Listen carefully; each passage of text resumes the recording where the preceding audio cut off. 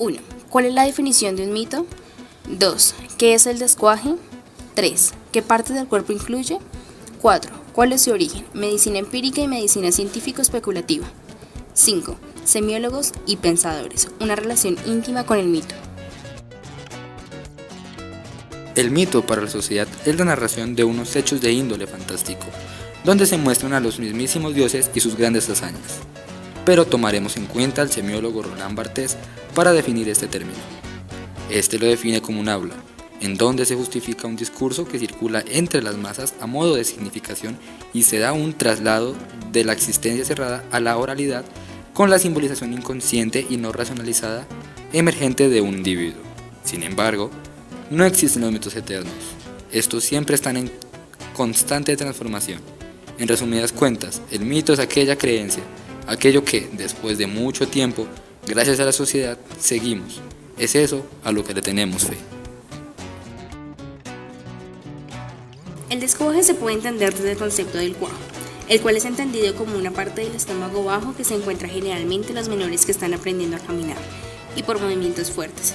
Genera un desprendimiento dando lugar a la práctica empírica para eliminar este problema, la popular sobal. Este tipo de práctica se lleva a cabo mediante diferentes ungüentos y cremas que disminuyen el dolor con la ayuda de un trapo o retazos de sábanas que actúan como faja para mantener el cuajo de nuevo en su posición original. Las partes que incluye la práctica del descuaje son el estómago por la caída de una parte de este y asimismo generando las mayores repercusiones en el intestino, originando la diarrea y mostrándose como uno de los mayores síntomas. Junto a esto están los pies, ya que hacen parte también de los síntomas, teniendo en cuenta que se puede presentar un pie más largo que el otro, porque el cuajo está caído de ese lado. Refiriéndose a la medicina empírica, hay dos formas de ver el cuajo. Veamos. Teniendo en cuenta al médico cirujano y antropólogo Santiago Martínez, que dice que el cuajo se coloca en la categoría de creencia. Martínez asevera que a lo que se denomina cuajo es algo que debe estar adentro, debe ser un órgano o parte de un órgano que tiene la particularidad de llamarse cuajo, como lo dice en su texto sobre el cuajo y el descuaje. A la vez, cita a Virginia Gutiérrez de Pineda, explicando que por más búsquedas que realizó, no fue capaz de determinarlo y muchos reconocieron su extrañeza, pues realmente no podía identificar esta curiosa parte del organismo humano. Por otro lado, los sobanderos tienen otra concepción del origen de este término. Por ejemplo, James el Caucano Hernández dice que esta palabra viene de los indios, de los negros, de las junglas y fue traída aquí por los criollos, además que surge desde lo popular. Otros, por el contrario, dicen que ese término nace en parte del discurso de la medicina popular española.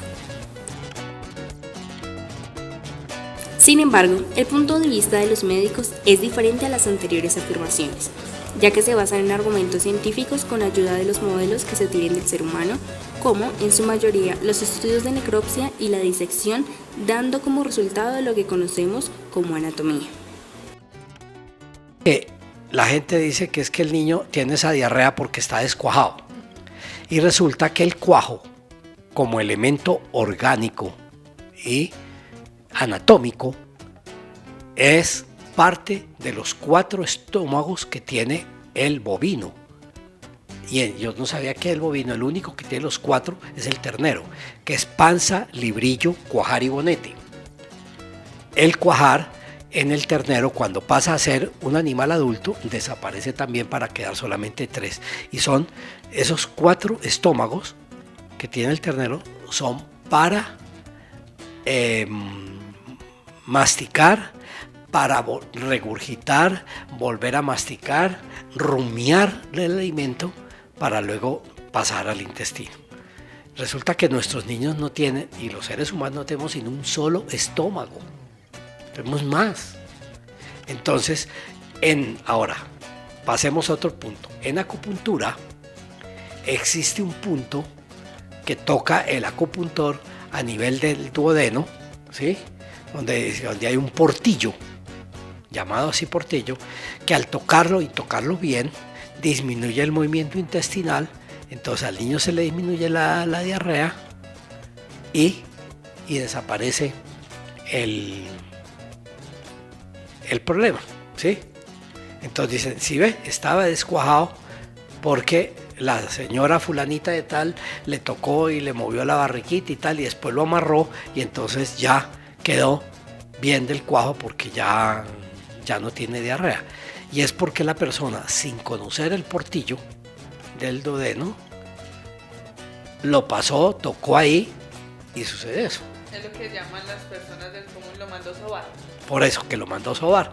Entonces, la que soba no sabe eso, pero da la casualidad que pasa por ese portillo, entonces hace que se disminuya el movimiento intestinal, que se llama peristaltismo, cambie la diarrea y entonces la gente crea eso. De esta manera no existe el origen místico o ancestral, sino por el contrario, este mito hace parte, según la medicina convencional, de la falta de información de las personas sobre el funcionamiento de su propio cuerpo.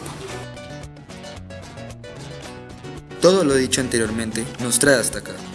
Ahora bien, ya vimos qué es el mito, según la definición de Roland Barthes, el origen del mito que nos convoca hoy y afecta físicamente al que lo padece.